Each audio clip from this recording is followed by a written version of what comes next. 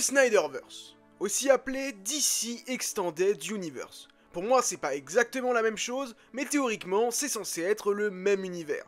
Et je me suis dit qu'aujourd'hui, on allait sortir des sentiers battus. Au lieu de parler du DCU de James Gunn ou du Reevesverse de Matt Reeves, pourquoi pas parler d'un univers mort et enterré? Dit comme ça, c'est pas si joyeux, parce que si vous suivez la chaîne, vous savez que moi, j'étais un fervent fan des films de Zack Snyder, c'est-à-dire Man of Steel, Batman vs Superman, et bien évidemment Zack Snyder's Justice League. J'aurais adoré une suite. Malgré tout, je me suis résolu, et ça n'arrivera pas. Par contre, dans ce Snyderverse, il y avait un film. Suicide Squad, sorti en 2016, réalisé par David Ayer.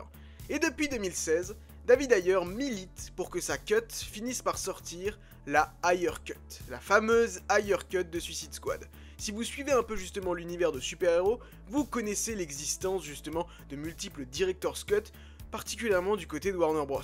Que ce soit Batman Forever, Justice League, et je suis sûr que j'en oublie plein d'autres. Et notamment du coup Suicide Squad sorti en 2016. Et on a de nouvelles informations dessus et vous allez voir que... y a pas mal de choses à dire. Bref. Avant qu'on se lance dans le sujet, je vous invite bien évidemment à vous abonner à cette chaîne si ça n'est pas encore fait, à laisser un pouce et à activer la cloche pour ne rien manquer des prochaines sorties Marvel et DC.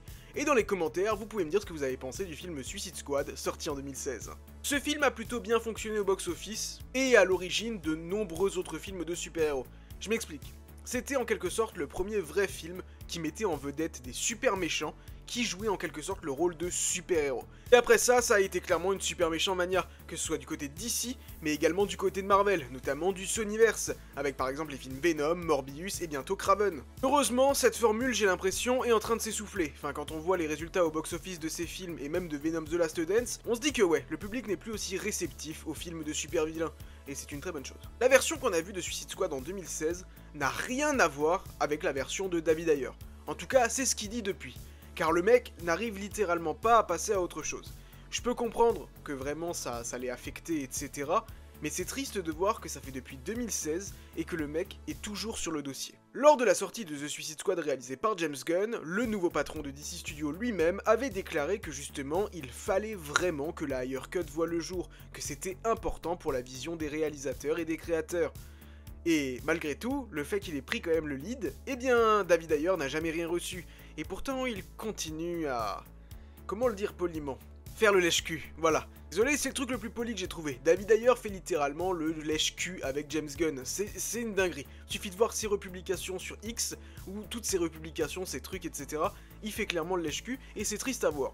Parce que pour le coup, une autre solution aurait été que James Gunn lui offre un nouveau projet, lui propose quelque chose d'autre, histoire que justement le réalisateur puisse se relancer. Parce que depuis, je crois qu'il a pas fait vraiment grand chose. Et c'est vraiment dommage parce que c'est un mec talentueux. Mais là où ça pose vraiment problème, c'est que comme dit, on parle beaucoup de la Ayer Cut ces derniers jours, il y a eu le hashtag qui est de nouveau revenu assez haut, même plus haut que Creature Commandos. Et pourquoi est-ce que je compare ça à Creature Commandos? Parce que, en fait, un article dans The Hollywood Reporter est sorti le jour de la sortie de Creature Commandos sur Max. Et en toute honnêteté, ça m'étonnerait que ce soit un bon point pour David Ayer pour convaincre James Gunn de sortir sa cut. Alors oui, peut-être qu'elle sortira bel et bien un jour. Mais perso, je trouve que c'est pas en faisant ce genre de truc, comme dit sortir un article à ce moment-là, c'était peut-être pas le meilleur move, après c'est peut-être pas lui, c'est peut-être The Hollywood Reporter, mais en tout cas, c'est pas en sa faveur. Donc bon, c'est compliqué. Maintenant, cette Ayer Cut, c'était quoi en gros?